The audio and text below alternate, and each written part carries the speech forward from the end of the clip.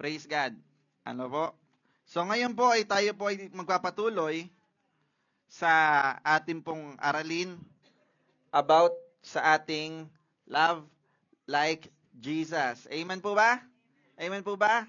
Tayo po ba'y nagagalak? Praise God. It is the first Sunday na naman po ng first Sunday ng buwan ng March. So nasa ikatlong buwan na tayo. Amen po ba ng 2026? Ano po? Magkakamali pa ata, no? 2026, nasa ikatlong buwan na tayo. At siyam na buwan na lang, Pasko na naman. Amen po ba? Ang bilis talaga ng panahon. Amen po ba? Pwede po bang lahat tayo hilingan ko na tumayo muli at tayo po yung magpasimula sa pananalangin. Hallelujah. Ama namin Diyos, kami po ay nagpapasakop sa iyo ngayong umagang ito. Kami po ay nagpapasalamat. Kami po, Panginoon, ay nagpupuri at sumasamba sa iyo, Lord, sa oras na ito, na, Lord, walang ibang sentro ang gawain na ito, Panginoon, kung hindi ikaw lamang. Lord, siyasatin mo about sa amin any kinds of uncleanliness in our hearts. Panginoon, yung mga bagay na hindi nakalulugod sa iyo, kita mo, O Diyos, ang bawat isa sa amin, Lord. Patawarin niyo po kami, linisin niyo po kami, at baguhin niyo po kami, Panginoon, sa lahat ng aming mga kamalian, O Diyos. Align us and correct us, O Lord. At maraming salamat po, Panginoon. Dahil ngayon, Lord, bubuksan niyo po ang aming pangunawa, ang aming puso, Lord, ang aming mga bata, ang aming mga pandinig, Lord, na kami makarinig. Let there be no distraction, O God. Lord, I destroy and I rebuke the spirit of doubt and the spirit of disbelief, the spirit of being faithless, O God. Ang lahat, O Diyos, ng spirito na hindi nagmumula sa iyo, Lord, ay sinasansala at winawasak namin sa pangalan ni Jesus. Because, Lord, let your fire surround this place, O Lord, with your angels, O God. At Panginoon, let you, Panginoon, be the center of this gathering. And may we feel your presence and your word, Panginoon, be heard in this place. At help us, Lord, to accept your word and to understand it in the name of Jesus. Amen at amen at amen. Palakpak po ng malakas muli sa ating Panginoon. Hallelujah. Ayan, so ngayon po, nakikita natin, mga kapatid, ang mga pangyayari sa ating mundo. Ano po? Sabi nila kahapon, kahapon po, as I am researching po about the things, talagang matagal na pong nagkakainitan yan. Yung Iran at saka yung US at Israel, matagal na po sila nagkakainitan. So, ang totoo nito, mga kapatid, hindi na natin talaga maiiwasan yan, mga yan. Ano po? Bakit? Dahil nakasulat na yan sa prophecy. Amen po ba? Kaya patuloy nating ipanalangin that lahat tayo ay patuloy na ingatan ni Lord at talagang katagpuin ni Lord at ihanda ni Lord sa mga pangyayari pa. Ano po, sabi nila ng marami, talagang hindi natin alam what will happen. Ang sabi nila, napatay na yung supreme leader ng Iran. So, of course, hindi natin alam. Kahit even the world says that we do not know what is about to come for our world for the next 24 hours. Ano po? Kaya, it is not to say, mga kapatid, itong balitang ito ay hindi pinapakita sa atin para hindi sasabi sa atin para tayo matakot, kung hindi para tayo patuloy na manampalataya. Na ang salita ng Diyos totoo. Amen? Nangyayari. Amen po ba? At nagaganap na. Ang sabi pa nila, ito na po ba yung papunta na po ba tayo dito sa war na nakalagay sa Bible? O hindi pa, mga kapatid? Ang sagot diyan, kung yan man 'yon, o kung hindi man yan yung sinasabi sa Bible, kung hindi pa yan yung sinasabi sa Bible, ang tamang sagot diyan, mga kapatid, lamang is tayong lahat ay patuloy na maging handa. Amen. Yan man yung digmaan, si Lord man ay paparating na o hindi pa, pero malapit na dumating si Lord, amen? Ang pinapakita lang sa atin ng Diyos diyan, lahat tayo maging handa. Amen? At ang sabi nga sa kanta, hindi na ito yung araw para para ikaw ay mag-backslide, 'di ba? Hindi na ito yung araw para ikaw ay tumalikod sa Diyos o lumayo kay Lord, kung hindi ito talaga yung araw para ito na yung araw para ikaw ay lumapit at magpatuloy na magpagamit kay Lord at hanapin siya. Amen po ba? Amen po ba? Kaya ang dami nangyayari sa mundo natin ngayon. Amen, especially sa atin sa Pilipinas. Amen. At kaya praise God, mga pag-aralan natin ngayon mga yan. Amen po ba? So, welcome po sa mga bago naming nakasama. First time ko po sila nakilala. Ayan po, welcome po sa inyo. Ayan, so ako po si Pastor Dave. Hindi po ako yung head pastor dito kasi alam niyo naman. Di ba? So, yung pastor po natin ay talagang nasa Pilipinas. At ako lang po yung ano natin ngayon. Ako po ay youth pastor dito. At naasahan lang po sa biyaya ni Lord na makapagpagamit sa Kanya. Amen po ba? So tayo po at magpapatuloy na sa kanyang pag-aaral ng Love Like Jesus. Mga kapatid, usap-usapan to ngayon sa Pilipinas. Ha? Yung love. Ano po? Ang daming na-offend. Ano? Ang daming offended sa Pilipinas ngayon. Sa buong mundo, hindi lang po sa Pilipinas, sa buong mundo, because of this love. Ano? Kaya usap-usapan to ngayon, yung sinasabi nila na dapat we all do believe that human should have a love, respect and acceptance. Ano po? That's the standard of love of the world. But ang i-align natin, Lord, ano ba yung standard of love mo? Ano ba yung standard of love ng world? Kasi yung standard of love ng world is yung love, yung acceptance, and yung respect na yan, mga kapatid. It's I will love you whoever you are. I will love you even you're doing a sin. That's the standard of love of the world. You respect me kasi this is me. You respect me kahit mali na yon, hindi naka-align sa salita ng Diyos, pero you will still have to respect them because that is the standard of the world. Which is no, mga kapatid. The standard of love like Jesus, mga kapatid, talaga masakit. Ano po? Bakit? Kasi yung standard ni Lord, mga kapatid, yung kanyang pagmamahal, may correction, may disciplination, may alignment. Amen? May comfort din naman. At saka yung kanya talaga, may peace. Amen? Kaya yung pag-ibig na matagpuan natin kay Lord, mga kapatid, pag hindi natin naranasan yung pag-ibig na nanggagaling kay Lord, kulang tayo. Amen po ba? Kasi tulad ng sabi natin before, yung napag-usapan po natin before, last week we tackle about love to serve. And then last week we tackle about the despicable.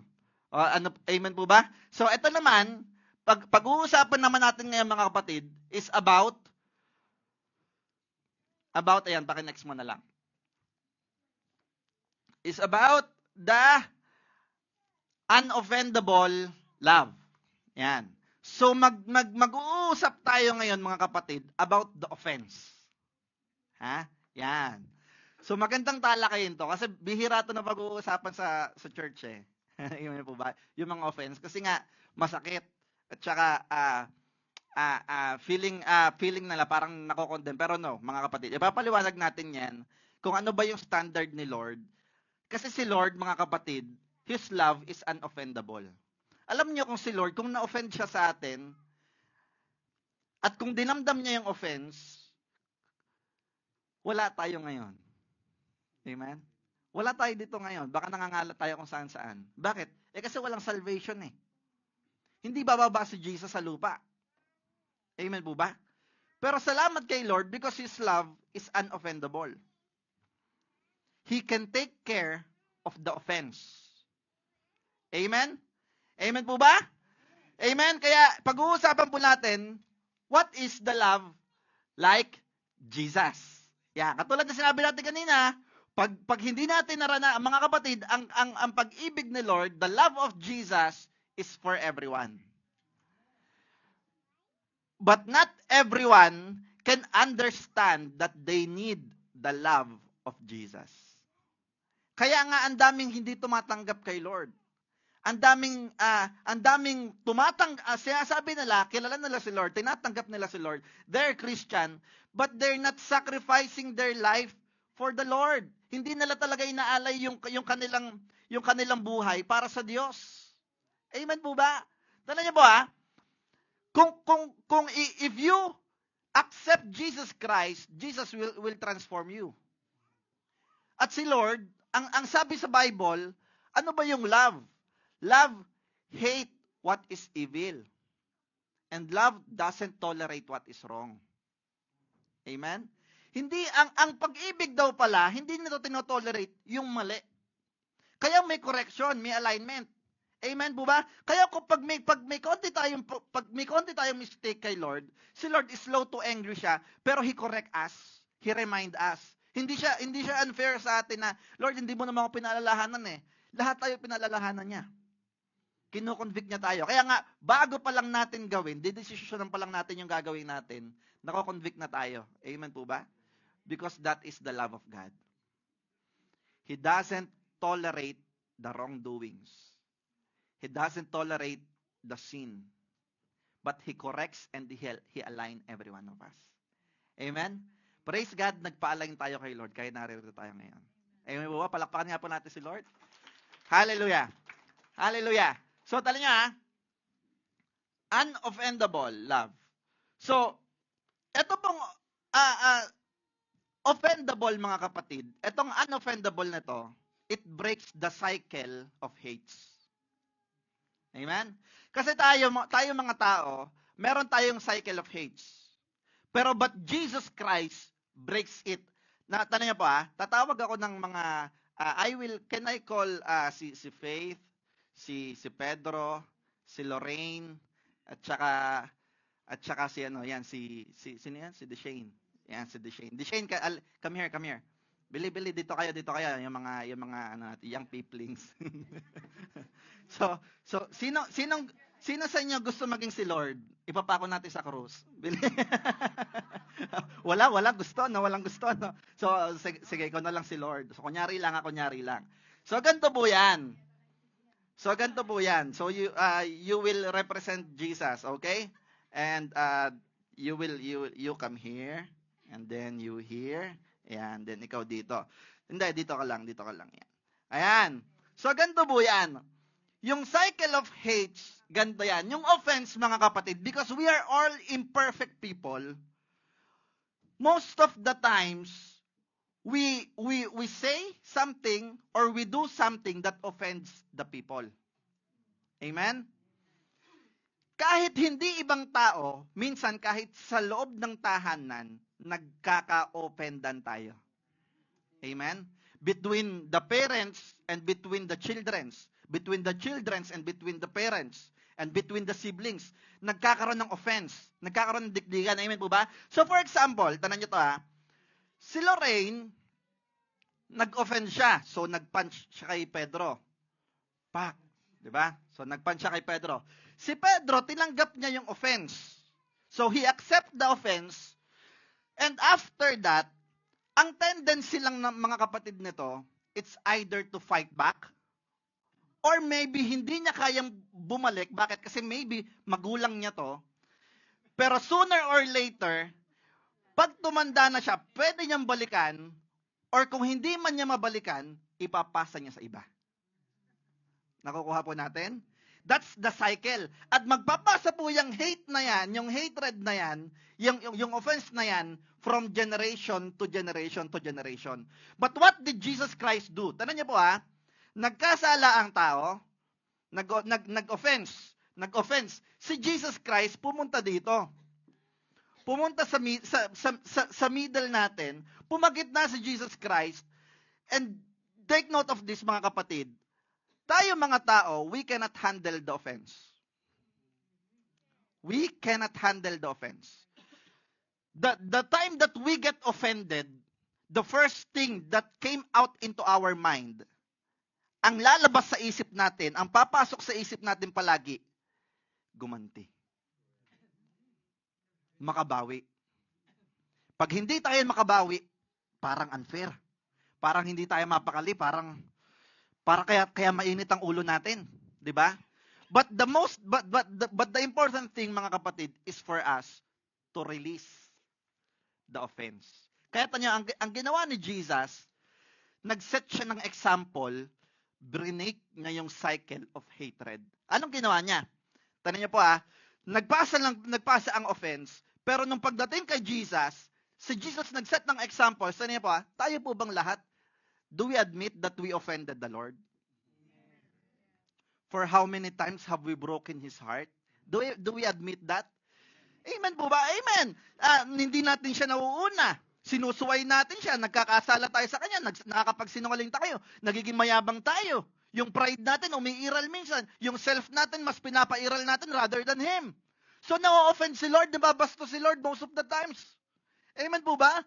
But Jesus set an example kasi mas maiintindihan natin, mga kapatid, pag may example na. Amen po ba? So si Jesus, tinanggap niya yung offense, but Jesus, hindi niya pinasa yung offense. Hindi siya nag-fight back. Hindi siya lumaban. Kasi kung lumaban siya, patay na lahat ng tao. 'Di ba? Amen po ba? Hindi niya nilabanan yung nag-offense sa kanya, but rather what? He give the love. Amen? Amen po ba? Kaya tara niya, yung pag-ibig, mga kapatid, it melts down the offense. Yung ikaw ay naging offended, yung ikaw ay na-offend sa kapwa mo, yung ikaw ay na-offend sa anong tawag dito? Yung ikaw ay na-offend sa magulang mo, sa pamilya mo, but because of the love of the standard of Jesus, it melts down the offense. And it will break the cycle of hatred. Amen po ba? Kaya tanong niya, kaya napakaganda nito. Kasi sabi even sa Bible, ang pinapakita dito, mga kapatid, the true love, the genuine love that comes from Christ will build a cement of the broken relationships. Yung mga gaps, magbibuild siya ng cement para pagdikit-dikitin ulit. Ano yun? Yun yung pag-ibig ng Diyos. Amen po ba? Pero kung walang pag-ibig ng Diyos, yung offense, magpapatuloy lang yan. Kahit sa loob ng church, may offense, mga kapatid. At because pag nagkulang ng pag-ibig ng Diyos sa loob ng church, magi-split ang church. Because of what?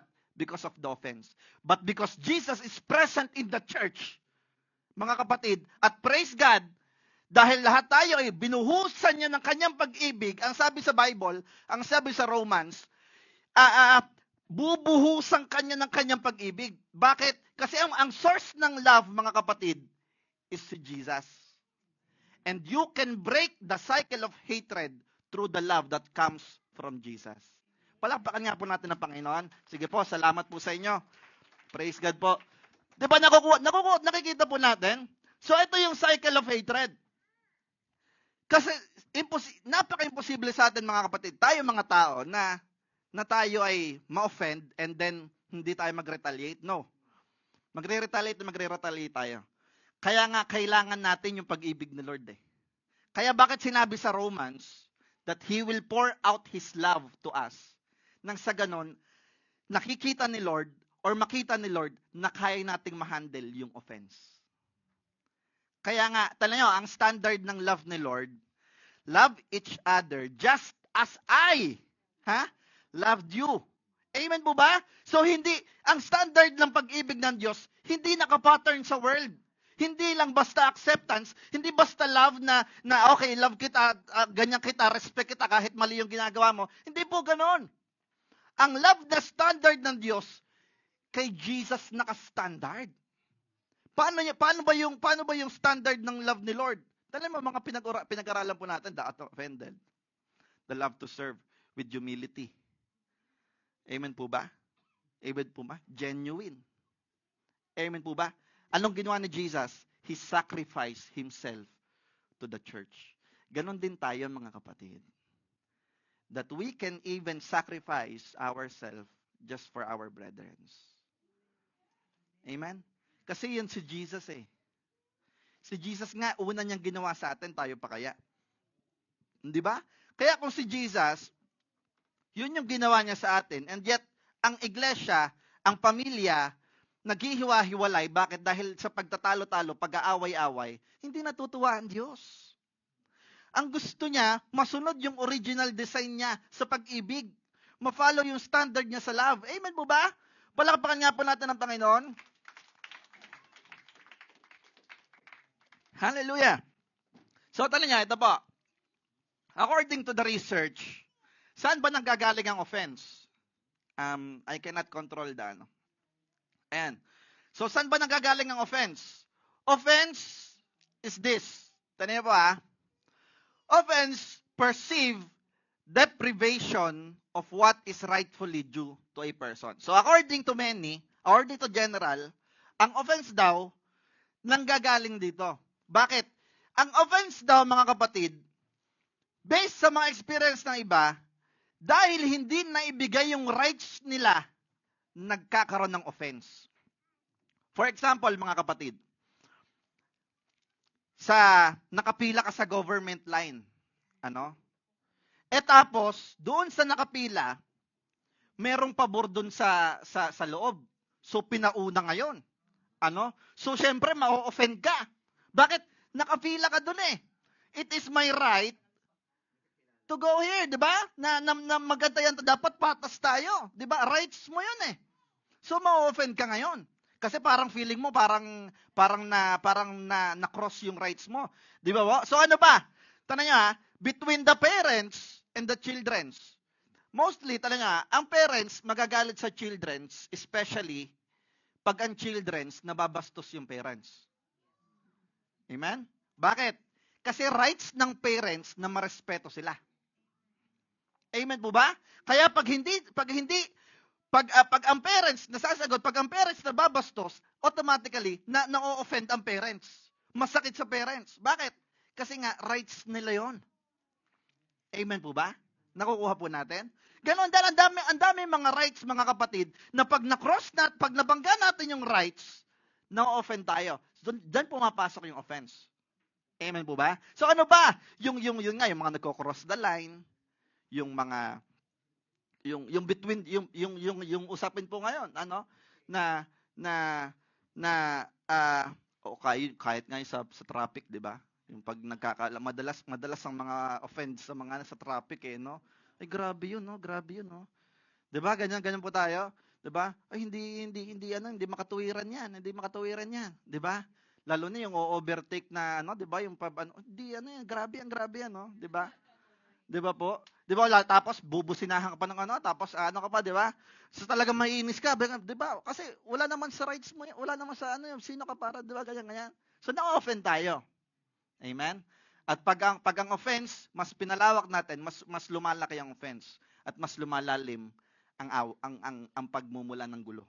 Amen po ba? Tanong niyo, ano pa? Yung between this sa LGBT.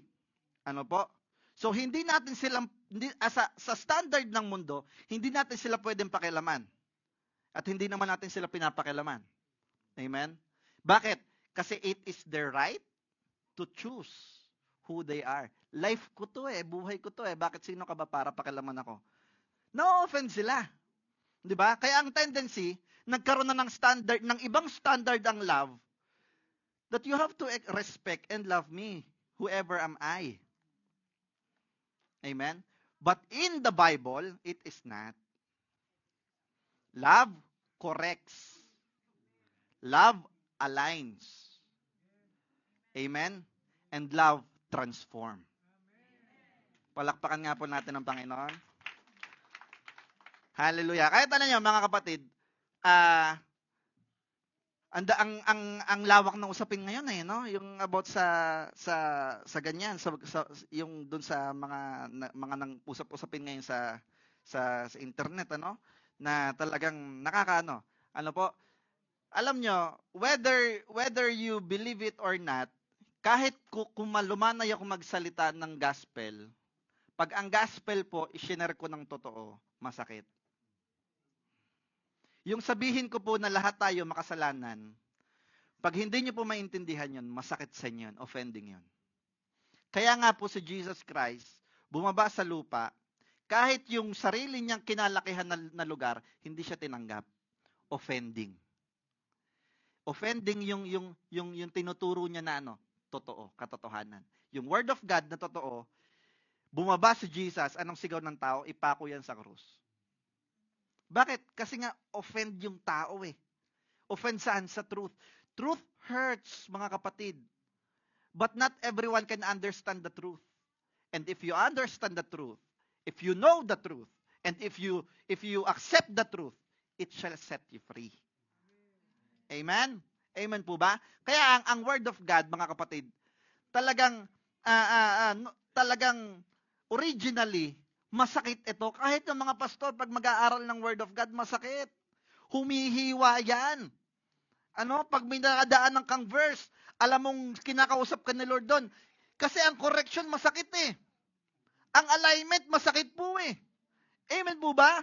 Kaya talagang ang salita ng Diyos, it give us a pain, pero it comfort us. May love, may freedom. May transformation after that if you accept the truth. Amen? Amen po ba? Amen po ba? Amen? Kaya, yun pa yung mga sinasabi na, mga di ba? Na, hindi kami mapupunta sa, sino kang para magsabi ng mapupunta kami sa impyerno? Tama naman, wala pwede makapagsabi kung mapupunta ka sa impyerno. O di ba? Only si Lord lang nakakaalam nun. Pero ito ang katiyakan natin dyan. Ang nasa Bible, sabi niya, if you believe to that Jesus Christ and accept Him as your truly Lord and Savior, genuinely, mga kapatid. Ibig sabihin, pag genuinely, pag tinanggap mo siya, isusuko mo yung buhay mo sa Kanya. At pag isunuko mo yung buhay mo sa Kanya, mababago ka. Amen. May pagbabago mangyari. Ano yan po Yung disciples, nung tinawag niya mga disciples, come, deny yourself, and follow me. That's how we should accept Jesus Christ. Amen. Kaya totoo, ang sinabi sa Bible, mga kapatid, hindi rin naman din lahat na nasa loob ng church maliligtas. Totoo po yun. Kasi hindi naman lahat na nasa loob ng church, mga kapatid, talaga sumusunod kay Lord o nagsuko ng buhay nila kay Lord. Amen po ba? Ang sabi sa Bible, and not everyone who calls out to me, Lord, Lord, will be saved. May mga nagsabi pa nga, nagsaserve pa nga kay Lord eh. Lord, bakit hindi kami maliligtas? Nagpalayas kami ng demonyo sa pangalan mo. Nagpagaling kami sa pangalan mo. Nagministry kami.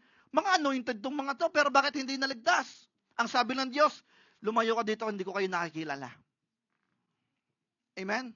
Amen po ba? Bakit talagang masakit ang salita ng Diyos? Kasi nga, kailangan natin tanggapin ang salita ng Lord, it correct us. At ang pagtanggap kay Lord, mga kapatid, hindi lang basta. Talagang, tulad ng sabi ni Jesus, yung love like Jesus, mga kapatid, yung standard ng love niya, hindi niya lang sinabi that for God so loved the world, period. No. That He gave. He put it into an action. Kaya yung pag-ibig natin kay Lord, dapat may action. Amen? Hindi lang natin sasabihin na, Lord, mahal kita. Lord, mahal kita. Tapos hindi naman nakikita sa atin ni Lord talaga ng totoo. Amen po ba? Amen po ba? Kaya pag may someone, mga kapatid, pag kinokorek tayo ng Diyos, magpakorek tayo. At pag may ginagamit ang Diyos na ikorek tayo, pasalamatan natin yun. Kahit masakit. Ano po? Bakit? Kasi praise God, may ginagamit pa ang Diyos sa iyo para ituwid ka. Paalalahanan ka. Bakit? Mahal ka eh. Mahal ka ng Diyos eh. Amen po ba? Ayaw kanyang hayaan na ikaw ay manghina sa Kanya at tuluyan talaga mawalay sa Kanya. Bakit? Kasi baka hindi natin namamalaya, nagiging pabayaan na tayo sa pananampalataya natin. Amen po ba? Kaya offense, mga kapatid, come originally from rightfully due to a person. Yung mga rights na hindi na ibibigay sa tao, nagkakaroon tayo ng offense dyan.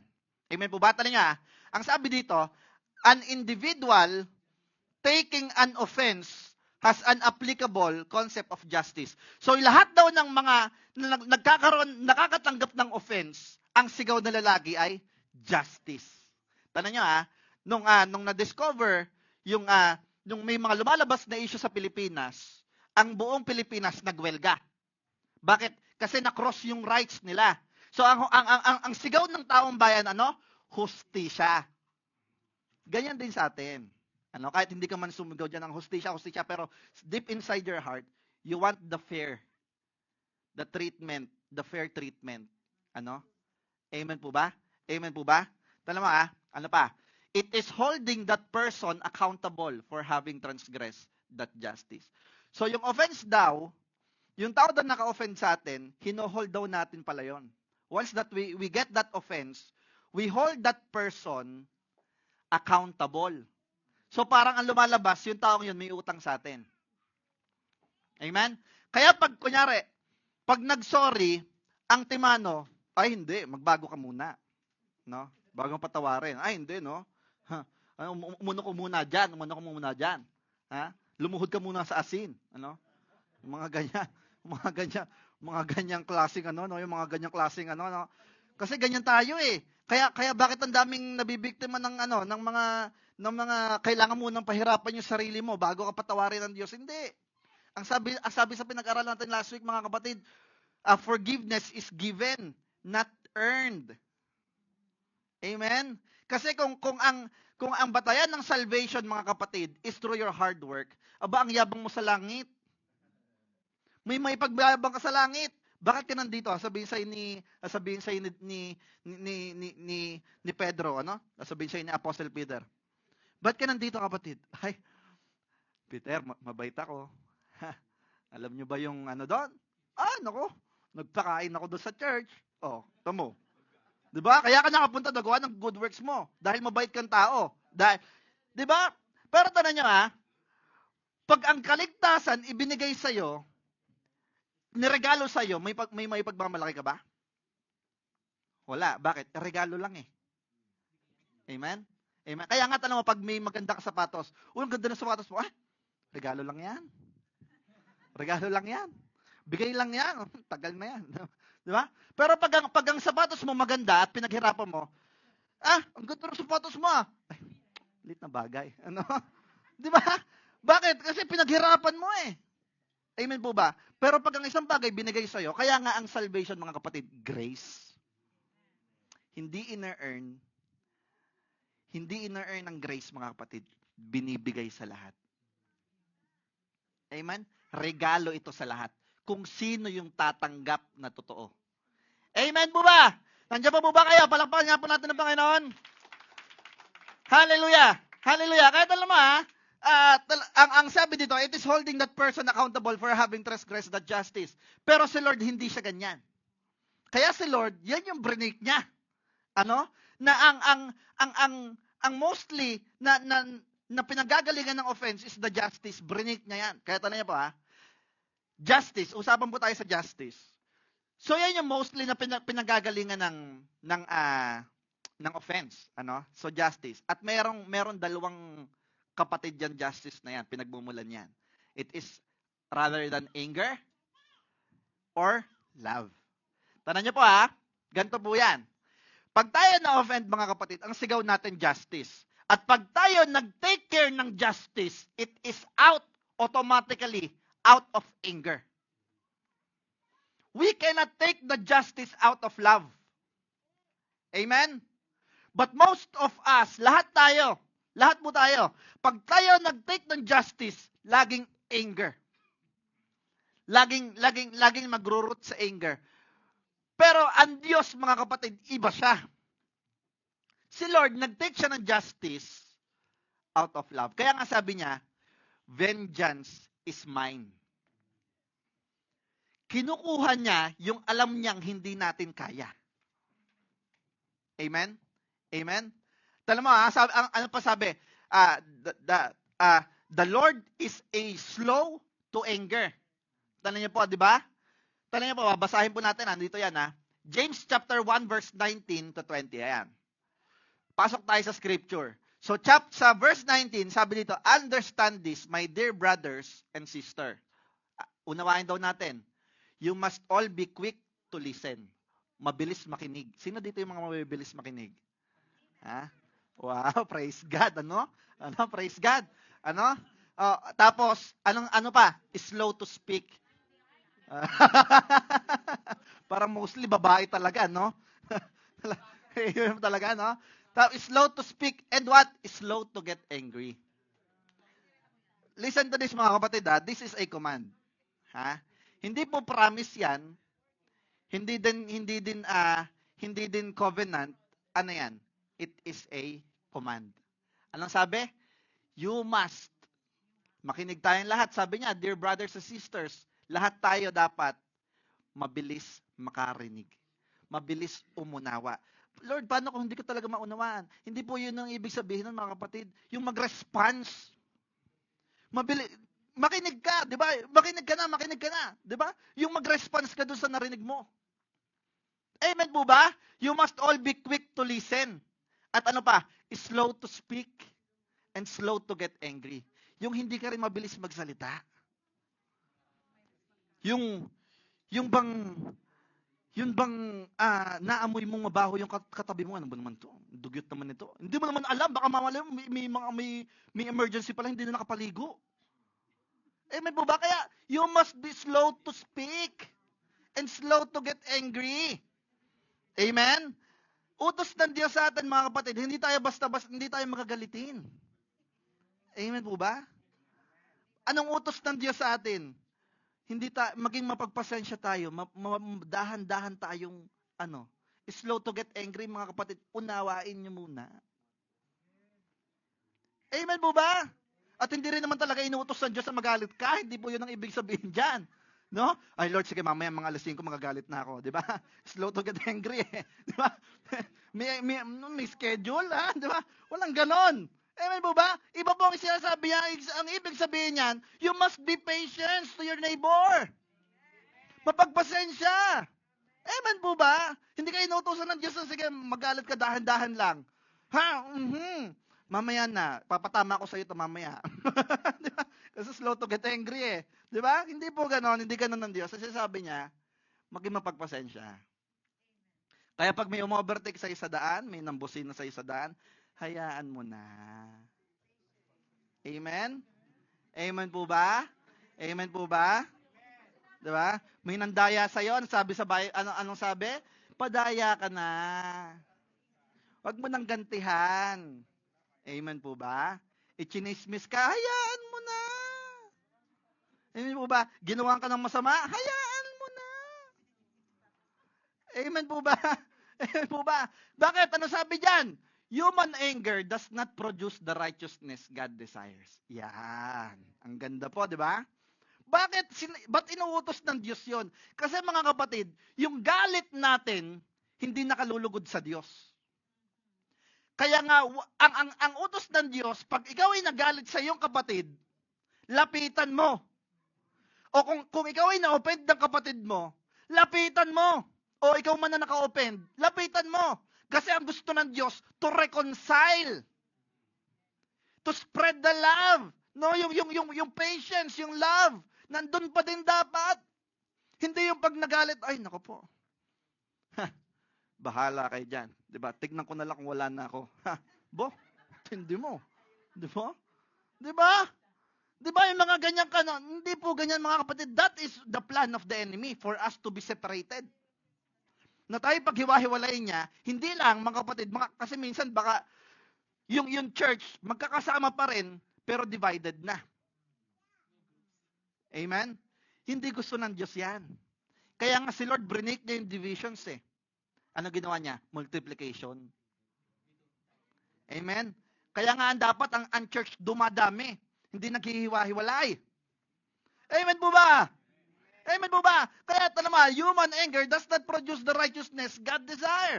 Yung galit natin, hindi nakalulugod sa Diyos. Ngayon, kung mahal mo ang Diyos, dahil alam mong hindi nalulugod ang Diyos sa galit mo, pipiliin mo na lang hindi magalit. Alang-alang sa Diyos na nagmahal din sa'yo. Amen. Amen po ba? Alam mo ang standard natin kanina, di ba pinakita natin si Jesus. Si Jesus.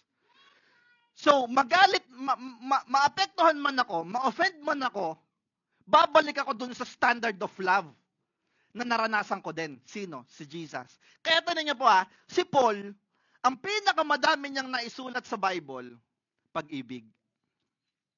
Bakit? Kasi po si Paul, naunawaan niya na hindi siya karapat-dapat mahalin and yet inibig siya ng Diyos. Nagets na yung point na si Lord talaga pag-ibig. Kaya naisulat niya, ang daming nireveal sa kanya ng Holy Spirit about saan? Sa love. Kaya niya naisulat yun kasi yun yung naunawaan niya, na-experience niya at naisapumuhay niya. Amen po ba? That is why, mga kapatid, ang Diyos natin talaga pag-ibig. Pag may tanong tayo, Lord, if you are a love, why do you let me to experience this kind of stuffs or these things? Ano po, ang hirap po ang Panginoon. Bakit ang lungkot naman nito, Lord? Ba't naman ako hinayaan mo ng ganito? Hindi nga, kasi nga pag-ibig nga si Lord eh. Minsan si Lord, inaalaw niya na masaktan ka. Bakit? Kasi in order for that pain, na nag-suffer ka doon sa pain na yon, matututo ka, mawi-wake up ka, at mas mapapatunayan mo ngayon na si Lord totoo. Amen? Amen? Kaya hindi po nakabase sa situations natin na si Lord, kasi namulat tayo sa ganito mga kapatid eh. No? Na sige, yung mga pamahiin ba, 'di ba? Yung mga dami naman naniniwala diyan eh na ay, huwag ka magkano diyan para swertehin ka. Ay, huwag lalabas sa swerte. Ay, huwag ka mamamalasing ka na ganun. Na yung blessings nakadepend sa work mo. Pero but based on the Bible, we are already blessed. All blessed. Lahat tayo pinagpala na ng Diyos. Hindi nakabase sa mga pamahiin or ano ganyan-ganyan. Lahat tayo pinagpala ng Diyos at walang malas. Amen? At walang swerte. Amen? Kasi pag sinabi mong swerte, mga kapatid, ganito yan eh. Pag sinabi mong swerte, nagkataon lang. Pero pag sinabi mong pagpapala, given talaga. Kaya nga ako, hindi ako nagsasalita ng good luck pre ha. Kasi parang sasabihin ko, swertehin ka lang pre ha. Parang pag sinabi mong good luck pre, sige pre, swertehin ka sana. Parang pag sinabi mong pag nagtagumpay ka doon, syempre sinuwerte lang ako eh. O, di ba nakadin na ng glory? Di ba, wala. Pero pag sinabi mo, sige, God bless ha, pagpe-pray ka na, God bless. Alam mo, nagde-declare ka na ng blessing doon sa tao na magtatagumpay siya. Bakit? Kasi nga alam mo na matagumpay na siya sa tulong ng Diyos.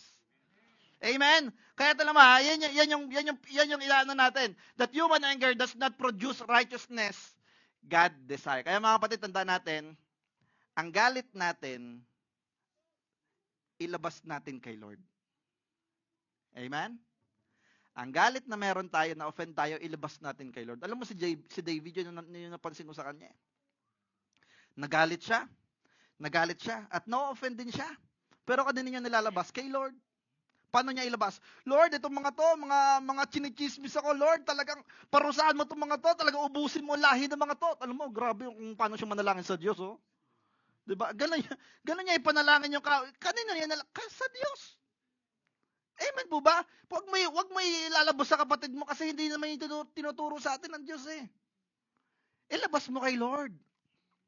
Amen po ba? At doon sa mga, ang isa pa sa command, ang sabi, i-share mo, ibahagi mo sa leaders mo. Huwag doon sa kapatid mo, alam mong i-chismis ka din. Diba? Alam mong hindi naman equipped na, naku po, pag ipinasa mo yan dyan, sensitive topic, naku po, kakalat yan. International news na yan. Nakikita nasa CNN ka na. Bakit? Kasi nga, ang sabi, sa spiritual leaders mo lang sasabihin. At saka kay Lord lang. Amen po ba? Kasi ayaw ni Lord din ng chismis eh. Amen po ba? Kaya alam mo, ano pang sabi? Ayan. Ano pang sabi natin? Ayan. So, yung usually na ating reaction every time that we get offended is what? I'm right. Amen? Hindi, tama ako. Na-offend ka or ikaw yung nang-offend, hindi, tama ako. Kaya nga sa nakikita ko sa Facebook, no, yung mga nagtatalo sa daan. Yung mga wala naman pong ganyan, nagtalo-talo ng rules. 'Di ba minsan mali na nga sila pa yung may ganang nakipagtalo, 'di ba? Na parang Kasi nga hindi alam eh. Tapos talaga ipagdidikdikan na hindi tama ako. Lagi mong alam niyo po ang hirap kasama ng mga tao na laging tama. Minsan mga pagkamali mo may tama din eh. Diba? Yung laging tama, ang hirap niya. Tapos, sabihin mo, hindi tama ako, you're wrong. I'm right. I'm wrong. No? You don't have a point, I'm the point. Di ba? Mali ka, hindi mali ka, tama ako. Laging kanya, ang hirap po niyan, mga batanim, ha? Kaya ito niya, ang tanong dyan, do you want to make a point? Or do you want to make a difference? Amen? Nakukuha po natin? Kasi ito na niya, example ko po. Based on my experience, personal experience ko to. Nung ako po nag-aaral, high school, sabi ng marami, hindi, sasama ka sa mga matatalino para maging matalino ka na rin. Sumama ako sa matatalino. Sumama ako sa matatalino. Ngayong mga kapatid, nalungkot ako. Bakit? Kasi yung matatalino, may standard sila. At pag ganito lang yung nakuha mo, parang ang baba ng tingin nila sa'yo. Wala akong naranasan na parang kaibigan ko itong mga to, parang masyadong ano naman itong mga to, parang di ako accepted kasi hindi nila ako ka-level. No? Parang ganun yung dating. Kasi hindi naman po ako hindi naman ako sobrang talino, hindi rin naman ako sobrang sakto lang. Pinagpapala lang ni Lord, amen. Kasi bawal bumagsak, scholar eh. Amen po ba? Kaya during that time, may liga po kami. May liga kami na national league. Bawal bumagsak. So, sama ako sa mga matatalino. Talong-talong ako. Ngayon, pag nagtatanong ako, parang tingin nila sa akin, bubo ako. Kaya sabi ko, Lord, ikaw na nga nasamahan ko. No? Ngayon, mga kapatid, ito na. Sumama naman ako sa mga hindi masyado matatalino. Hindi ko napapangalanan. No? Baka marinig eh. Di ba? So, yung mga sakto lang, magkakasama kami. Sabi ko, pare. Sabi, bakit? Baba ko. Sabi ko, ayos lang eh. Ako rin naman eh. Okay. Kita mo. Di ba? Kaya yung mga hindi ganun katatalino, marami sila. Yung mga matatalino, konti lang sila. Amen po ba? Konti lang sila nagko-competition nandoon. Amen po ba? Kaya talaga minsan, ganyan yung kulang ng mga kapatid eh. Especially sa Christian. Minsan sa mga hindi pa matatalino, okay lang yan, pre, bawi na lang tayo next time. Diba? May ganun pa eh. Hindi ka tulad sa mga, ano ba naman? Ang dali-dali lang yan, hindi mo ba nakuha? Di ba, may mga ganyan-ganyan, di ba? Parang dinudurog yung, ang dali lang pala sa kanila yun, sa akin mahirap eh.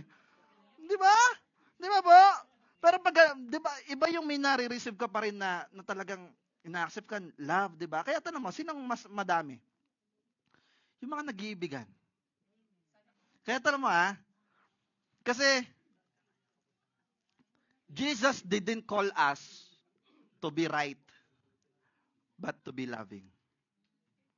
Hindi tayo tinawag ng Diyos. Hindi ang sinabi ng Diyos, okay, you should love each other so that the people may know that you are my disciples. Yun ang sinabi ng Diyos. Pero hindi sinabi ng Diyos, okay, you should be right with each other, maging matuwid ka sa mga iba, so that the people may know that you are my disciple. Hindi po.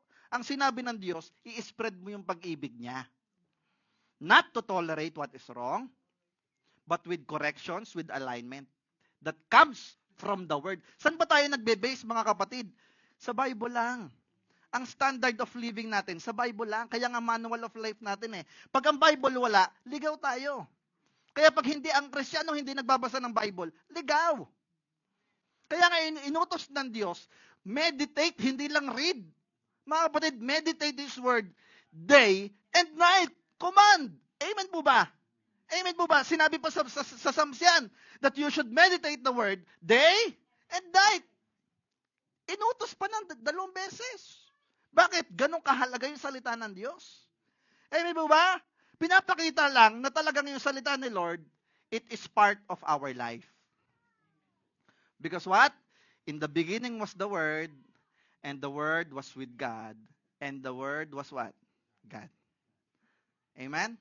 Kaya lahat, ang sabi, everything shall pass away, but one thing will remain. Ano yun? Salita ng Diyos. Ganong kahalaga ang salita ng Diyos. Palakpakan nga po natin ang Panginoon. Hallelujah. Hallelujah. So, ang sinabi, Jesus didn't call us to be right, but to love. Kahit ano mo, alam na nga nila, kasi yung mostly yung mga mali, alam na nga nilang mali sila, huwag mo nang idiin. Amen. Huwag mo nang ipagdiin na mali sila. I-correct mo, i-align mo, pero may comfort. May encouragement. Huwag kang mag-alala, kapatid. Nagkamali ka, babawi ka din. Bawi tayo. Yung alam niya na yung mapifeel niya na welcome pa rin siya. Na minamahal pa rin siya. Yung may paparamdam mo sa kanya, yung pag-ibig na nagmumula kay Jesus. Kung paano ka minahal ni Jesus, na hindi ka naman dapat mahalin, pero minahal ka pa din niya. At ang pag-ibig ni Lord sa'yo, hindi ka niya diniktahan na ganito ka, ganyan ka, ganyan ka, ganyan ka. So, tanong mo, si Jesus po, ang tawag sa kanya, tanong mo, being right doesn't draw people towards you. Yung sabi natin kanina, no? Yung pagiging tama, hindi ito nagdodraws ng people towards you. Ha? Bagkos nilalayo ang pa ng tao. Bakit? Kasi tama ka nga eh. Parang ang taas-taas mo, di ba? Di ba? Kaya yung mga hindi ka ganun katatalino, di ba? Nagkakasundo sila. Amen po ba? So being right doesn't draw people towards you. Being loved does. Amen? Yung pagiging ikaw daw ay laging tama or pagiging self-righteous mo ay ano ka na, hindi nagdodraws people towards you yan. Mahihirapan ka makapag-disciple or makapag-share ng gospel if that is the technique that you're going to use. Rather, use the standard of Jesus. That is love. Amen? And it will depends on them if they will accept it. If they accept it, praise God. If not, panalangin natin. At patuloy nating ibigin. Amen po ba? Bakit? Kasi naman, si Jesus, ang tawag sa kanya, friends of sinners. Si Jesus po, mga kapatid, mostly na mga kasama niya, yung mga makakasalanan na iniiwasan ng tao. Ha? Yung mga tax collector, yung prostitute, yung adulterers. 'Di ba? Yung dinala sa kanya ng adulterers na kung sa lumang tipan, sabi sa lumang tipan, batuhin 'yan. 'Di ba? Stone to death. Pero ang sabi ni Jesus, sige, kung sinong ano diyan, una kayong kung sinong perpekto diyan, bumato. 'Di ba? Wala nakabato, 'di ba po? So si Jesus, hindi niya, although he is right, pero hindi siya naging self-righteous. Naging loving God siya. Although yung tao, sinners, nilalayo ng tao, pero still, inaccept niya. Pinaramdam niya na may halaga ka sa Diyos. Ang buhay mo ay mahalaga sa Diyos. Kasi pare-parehas lang naman tayo, mga kapatid eh. Naka-receive ng biyaya niya. Amen? Kaya nga walang pwedeng magmalaki na pagpunta sa langit kasi mabait ako. Mabait akong tao kaya pupunta ako sa langit. Hindi. Kaya ako pupunta sa langit kasi biniyayaan ka ng Diyos. At dahil biniyayaan ka ng Diyos, tinanggap mo ang Diyos ng totoo, yung pagtanggap mo kay Lord, may manifestation yon. Ano yon?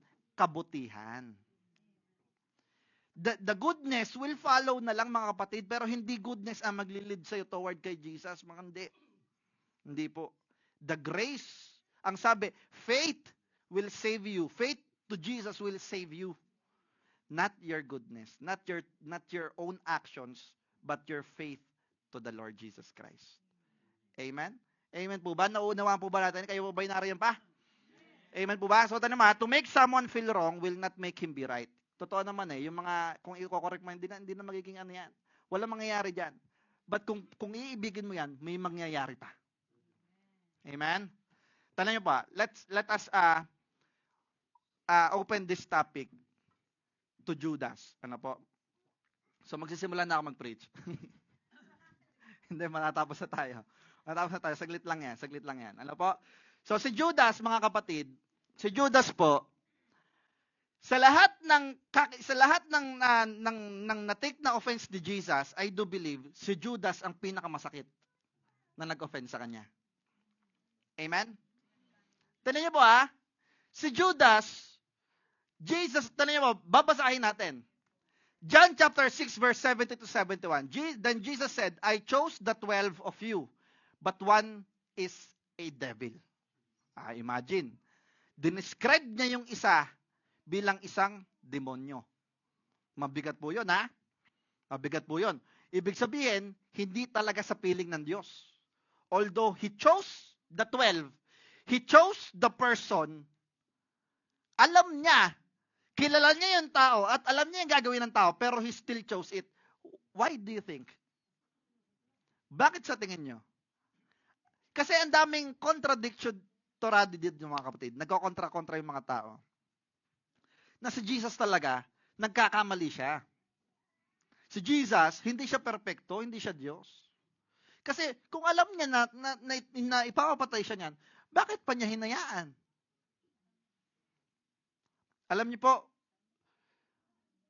po kung bakit? Isa po sa mga dahilan kung bakit, it is because Jesus is fair to everyone. Binigyan niya pa rin ng chance si Judas to save his own life. Although alam niya na ganon, pero hindi unfair si Lord na although ganon na, kasi si Lord alam niya naman na gagawin mo na magkakasala ka sa Kanya eh. Alam naman na darating ang panahon na magkukulang ka sa Kanya eh. Pero He still chose you and you're still here mga kapatid and alive and receiving the grace from the Lord. Amen po ba? Same thing kay Judas. Si Judas, pinili pa rin sa 12, although alam niya na itong taong ito ay magtatraidor sa kanya at tatalikuran siya. Amen po ba? At talagang siya ay lolokohin. So bakit ginawa ng Diyos yon? Pagpapakita ito na si Judas, mahal niya pa din. Amen? Kasi ang isang bagay na hindi kayang pakialaman ng Diyos sa atin is our free will. So si Judas, binigyan pa rin ng Diyos ng chance na makarinig ng salita, makakita ng signs and wonders, ng miracles, makaranas ng presensya ng Diyos. Naranasan po ni Judas yon. Close siya kay Jesus. Kasama siya sa 12 na pinili. Ano po? Nakaranas siya ng mga iba't ibang klaseng himala ng Diyos. Kaya pagdating niya sa hatulan, wala siyang pwedeng sabihin na, Lord, bakit ako ganito naman ako? Hindi. Tinuruan pa rin ni Jesus. Nakarinig pa rin ng salita. Nakaranas pa rin ng milagro. Nakaranas pa rin ng signs and wonders. Napatunayan niya pa rin na si Jesus talaga Diyos. Amen? So si Jesus, patas siya sa lahat. Si Jesus, He is perfect and He knows what He is doing. Palakpakan po natin ang Panginoon. So tayo katulad ng pag-ibig niya sa atin, alam niya na lalayuan natin siya. Alam niya na magkakasala tayo sa Kanya. Alam niya na tatalikuran natin siya. Alam niya na ipagpapalit natin siya. Pero still Jesus is loving us and not neglecting us. Amen? Tala mo He was speaking of Judas, son of Simon Iscariot, one of the 12 who would later betray Him. Tala nyo, imagine, alam ni Jesus, mamaya, ibebetray na ako nito. Alam ni Jesus na sooner or later, ibebetray ako nito. Kung ako si Jesus, tala niyo ba, kung ako si Jesus, praise God, hindi ako si Jesus eh. No?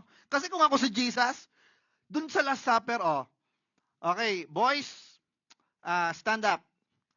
Si Judas, ibebetray ako ng bugbugin nyo yan. Di ba? Di ba? Alam mo eh. Alam mo na, kaya, alam mo na, etong taong ito, binigyan ako ni Lord ng, etong taong ito, ibebetray ako. Hindi ko napipiliin yan. Hindi ko napipiliin yan. Baka layuan mo pa yan. Pero si Jesus, hindi siya ganon. Amen? Anong ginawa ni Jesus? He still chose and share His love fairly to everyone. His love is for everyone, but not everyone understand that they need the love of God. Kaya patuloy pa rin namumuhay sa sarili na lang lakas, sa sarili na lang pamumuhay, sa sarili na lang desires, kasi nga hindi nila nauunawaan yung totoong pag-ibig ng Diyos. That love of God is for everyone. And you just have to sacrifice your own life to Him. Buong buhay mga kapatid, pagkatiwala mo kasi si Lord. Minsan kasi ginagawa natin sa sarili nating lakas eh. Subukan mo, pagkatiwala mo kay Lord. Amen? Makikita mo kung anong resulta. Makikita mo talaga na si Lord, Diyos siya. He is the provider. He is the healer. He is God. He is just and righteous. He is holy. Makikita natin yan, mga kapatid, pagkatiwalaan, panampalatayaan natin ng Diyos, na siya talaga kumikilos, siya ay buhay. Amen! Amen! So ano pa? Love is a predecision. Yan. Maganda to mga kapatid. Alam na ni Jesus na gagawan siya ng ganun ni Simon, ni Judas, son of Simon, di ba? Alam niya na yon, pero he still chose to love. Bakit? Kasi nga love is a predecision. O, bibigyan ko po kayo ng magandang example na lahat makakaunawa. Kasi lahat halos mostly dito may asawa. Amen? So ikaw, hindi mo ba talaga alam yung buong chapter ng buhay na magiging asawa mo, pero you chose to love your partner kahit alam mong may mga mangyayari ba? Minsan uutot sa kumot, ano? May mga kadugyutan, may mga imperfections, pero you still chose to love your partner because love is what? Predecision. Wala pa man doon, mahal mo na. Amen. Ganun ang Diyos sa atin. Mga kapatid, alam niya na magkukulang tayo, alam niya na may imperfections tayo, pero wala pa man doon, mahal na tayo ng Diyos. At maging ganyan tayo dapat sa iba. Kaya talaga po mga kapatid, I will tell you this. Dito sa church, maaaring ma-offend ka. Masasaktan ka. May makaka-offend sa'yo kapatid mo. Sa word ni Lord, maaaring tamaan ka. Pero sana mga kapatid nawa, hindi ito maging dahilan para layuan mo si Jesus. Because love is a predecision. Mag-decide ka ngayon pa lang na kahit anong mangyari, kay Jesus ka lang. Palakpakan po natin ang Panginoon. Amen.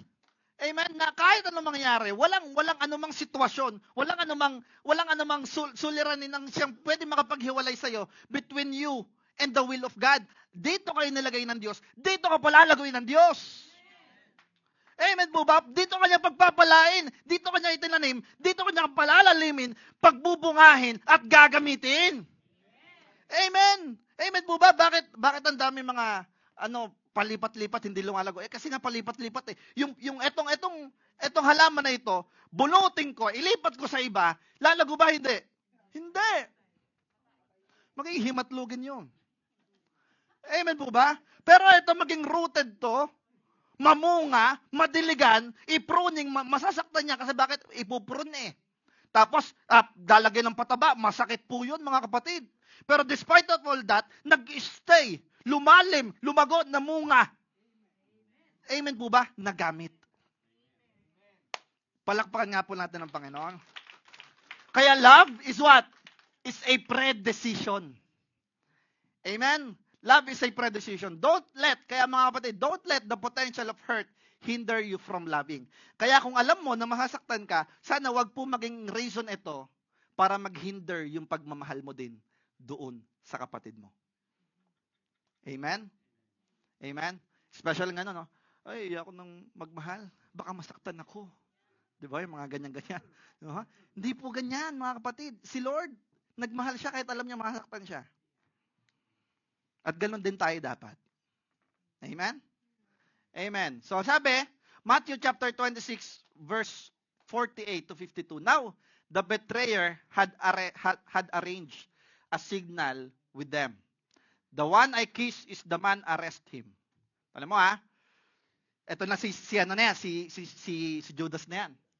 Nagbigay na siya ng alam mo Going at once to Jesus, Judas said, "Greetings, Rabbi." Naku po, grabe ang plastic nito, no? Kumbaga, ikaw alam mo kung bakit siya nandyan, kasi kung ano yung purpose niya kung bakit siya nandyan, alam mo kung bakit siya nandyan. Tapos sasabihin siya, "Greetings, Rabbi." Tumigil ka, di ba? Pwede mo sabihin ganun no? Tigil-tigilan mo ako, no? Rabay-rabay ka dyan. Di ba? Tapos ang paggawa, and kiss him. Abo, tanong mo yung expression pa ng love sa kanya, kasi pagbati sa kanya ganun yung gesture ng pag-ibig. Ginamit pa yung gesture ng pag-ibig, So, tala mo, kung ikaw si Jesus, siguro kung ako si Jesus, "Greetings, Rabbi." Huwag mo kiskisan dyan, Huwag mo kiskisan dyan. Mabilis to. Sige. Sige. Bakit? Alam mo nang tatraidorin ka eh. Kasama na yung mga kawal na dadakip sa'yo. Amen po ba? Trinaidor ka. Napakasakit kay Jesus nan. Pero tanong ano sabi ni Jesus? Jesus replied, "Do what you came for, Judas." Friend. Alam mo, hindi niya sinabi na, alam mo yung masakit pa dito, friend ang tawag. Hindi niya sinabi na, sige, gawin mo na yung gagawin mo, demonyo ka. Hindi niya sinabi ganon. Although sinabi niya na yung description sa kanya na isa sa kanya demonyo. Hindi sinabi ko, sige gawin mo na gawin mo, ikaw demonyo ka, Judas ha. Diyos, ikaw demonyo ka, sige gawin mo na. Hindi sinabing ganun mga kapatid. Kaya alam mo si Lord lagi kanya tinatawag sa pangalan mo. Hindi kanya, although masama ka sa kanya dati, pero pag lumapit ka sa kanya, tatawagin kanya sa pangalan mo. I-welcome ka niya. Inaantay ka lang niya. I-welcome ka niya ng hug. Yayakapin ka ng Diyos. Si David nung nagkasala, hindi tinalikuran ng Diyos. Madami pang mga nagkasala, hindi tinalikuran ng Diyos. Yung mga babaeng kasama ni Jesus, si Mary, 'di ba? Hindi tinalikuran ng Diyos. Although makasalanan, hindi tinalikuran. Hindi sinabi na bruha, 'di ba? Hindi sinabi na ganoon. Anong sabi ng Diyos? Halika na Mary. He calls you by your name. Amen?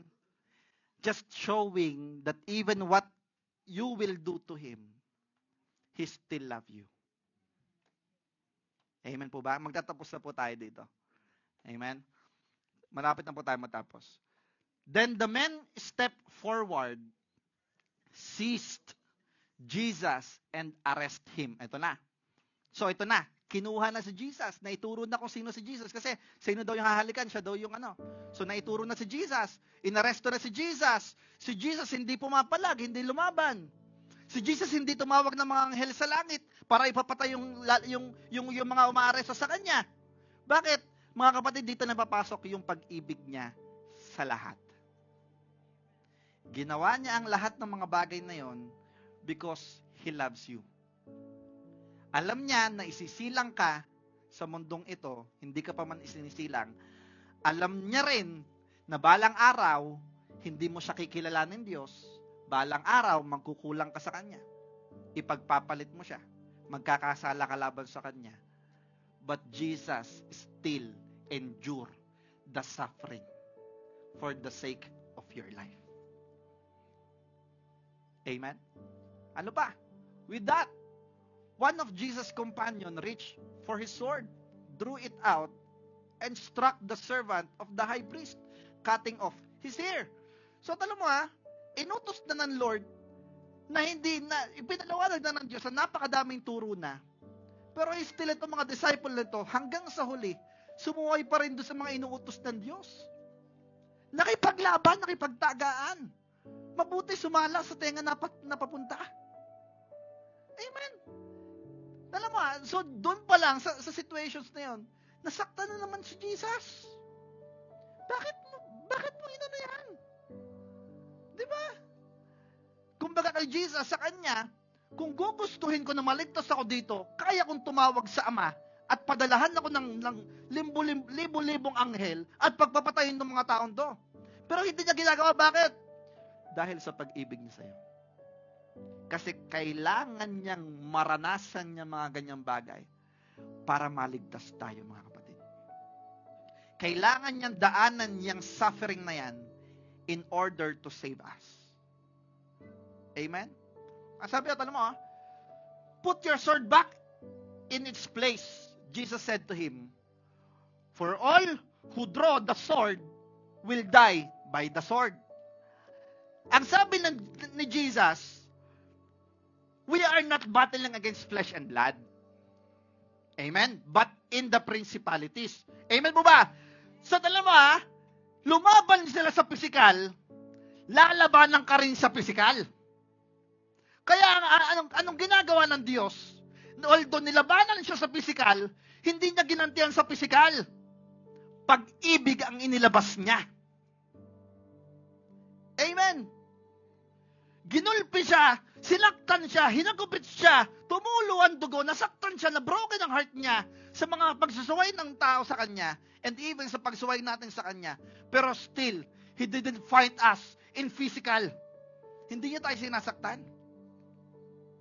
Minamahal niya tayo. Amen po ba? Alam mo, ano ba? Love is the best defense. Ang pinaka-the best daw na defense ng offense, mga kapatid, is the love. So, kung ikaw daw ay na-offend, ang temana daw pala, hindi ka mag-retaliate. Hindi ka mag-fight back. Hindi ka bumuga din. Kung hindi umibig ka. Napakahirap po niyan. Mahirap po yan, mga kapatid.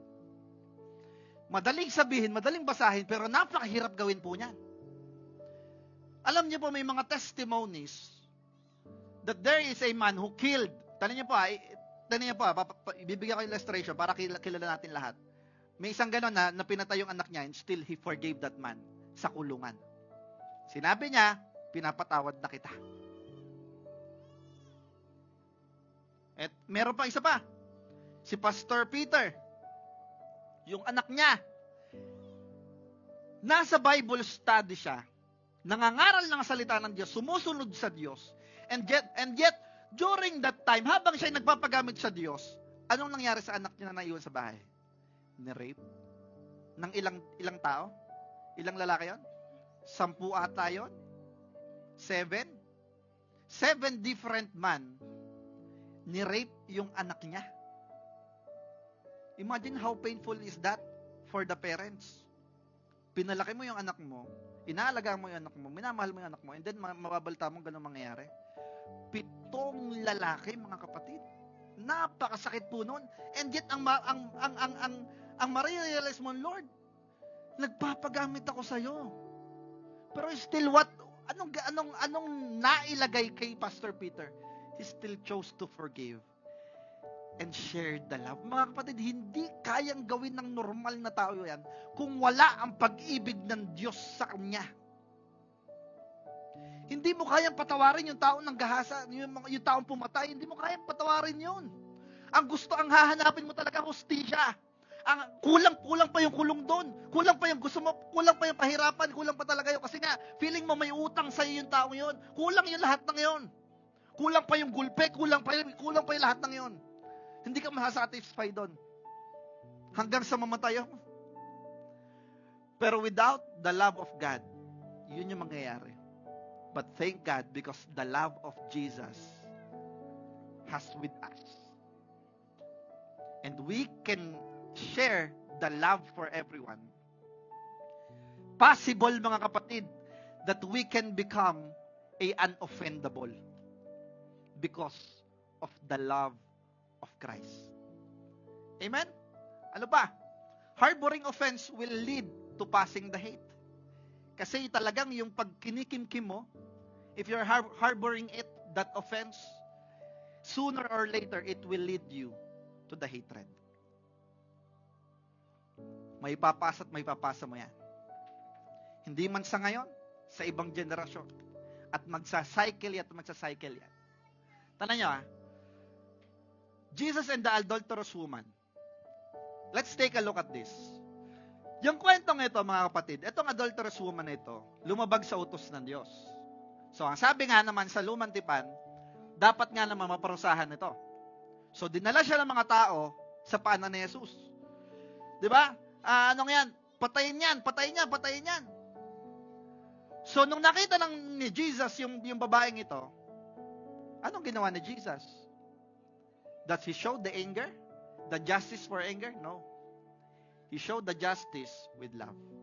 Ang sabi niya, sige, kung sino sa inyo ang hindi nagkasala, maunang bumato.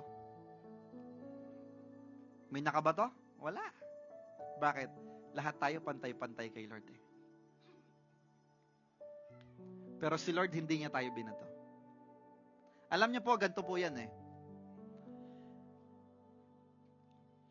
Ang offense daw pala, once that you receive that offense, you are like holding a ball. Walang bola dito eh, no? You are like holding a ball. Kaya hindi ka makapag-take care ng iba, hindi ka makahawak ng kamay ng iba, kasi you're holding a ball. You're holding a stone. Ano po? Bakit? Kasi offended ka. You're holding that stone, kaya hindi mo siya mahawakan, hindi mo siya maibig, hindi ka makapag-take care sa kanya. Hindi mo siya maalagaan. Bakit? You're holding the stone of the offense. Kaya anong sabi ni Jesus? You should drop the stones. Bitawan mo yan, yung offense na yan. Bitawan mo. Forget yourself, sabi ni Jesus. If you want to follow me, come, deny, and take up your cross, and follow me. Bitawan mo yan. Oo, nasaktan ka, pero bitawan mo yan kasi hindi ka makakasunod sa akin nang hawak-hawak mo yan eh. Hindi mo mahawakan yung kamay ko, anak, kung hawak-hawak mo yung offense na yan. Bitawan mo yan para mahawakan kita. Amen po ba? Kaya ang tendency, dahil hindi ka makalapit kay Lord because of the offense, lalayo ka kay Lord ngayon. Maghihiwa-hiwalay ngayon.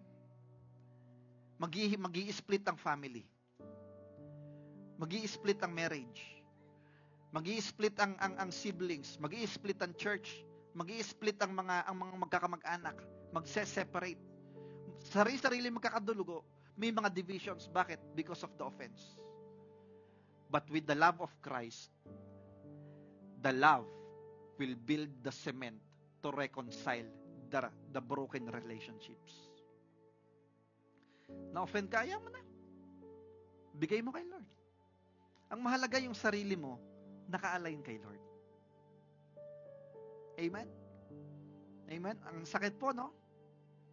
Ang sakit niyan eh, yung isipin mo pa lang na yung taong nakasakit sa kayo, isipin mo pa lang na yung taong ng chismis sa iyo, yung taong nanira sa iyo, yung taong nagsasalita sa likod mo, sakit po, no? Tapos sasabihin sa iyo ng Lord, patawarin mo. Ang sasabihin ng Lord, yung kaaway mo, pakainin mo, painumin mo, lasunin ko, pastor. Di ba? Ang sakit po eh. Di ba po ba? Mari po ba tayong lahat ay tumayo? Hallelujah.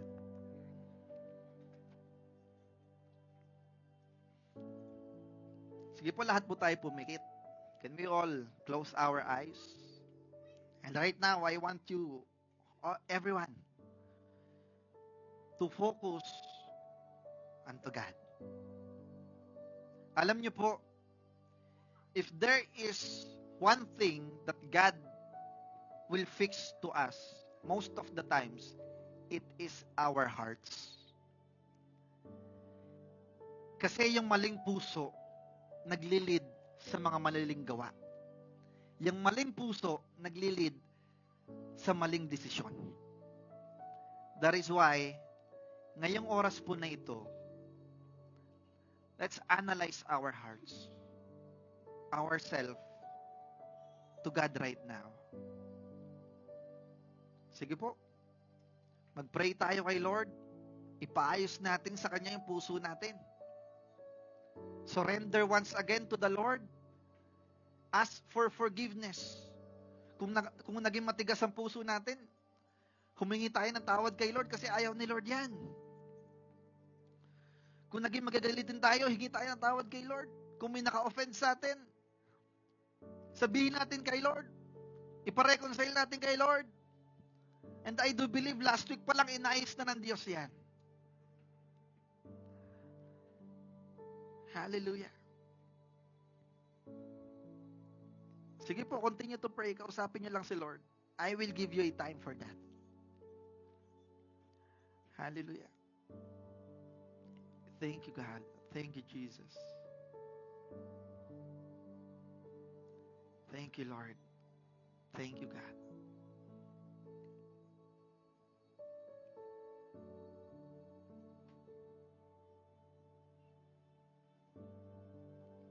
Hallelujah. Ama, nagpapasalamat po kami sapagkat ang salita mo ay totoo. Gusto mo kami, Lord, hinahanda mo talaga kami for something greater, for something bigger. And you want our hearts to be aligned first. You want us to be corrected first.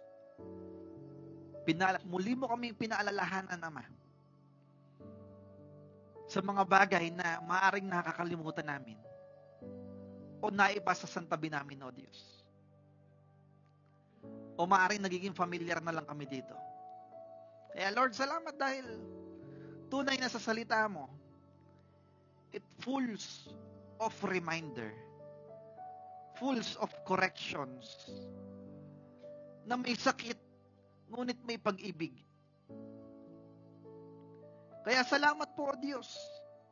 Dahil sa mga oras na ito, Panginoon, itinama mo kami. Pinaalalahanan mo kami. At muli, O Diyos, pinaalala mo sa amin na mahal mo kaming lahat. Salamat po, Panginoon, hindi ka nagkulang sa amin, hindi ka nagbabago sa amin. Kung ano yung pag-ibig mo dati, yun pa rin yung pag-ibig mo sa amin hanggang sa ngayon. Kaya Lord, I pray that continue, O God, to pour out your love in this church in the name of Jesus. That this love, O God, break the cycle of hatreds, break the cycle of offense, but to spread the love for each and everyone. Nang sa ganun, Lord, magningning ang mga anak mo at mapatunayan namin, Lord, na ang mga sarili namin, kami, O Lord, ay mga disipulo mo dahil kami ay marunong umibig. Kahit sa mga taong hindi ka ibig-ibig. Maraming salamat po sa iyo, O Diyos.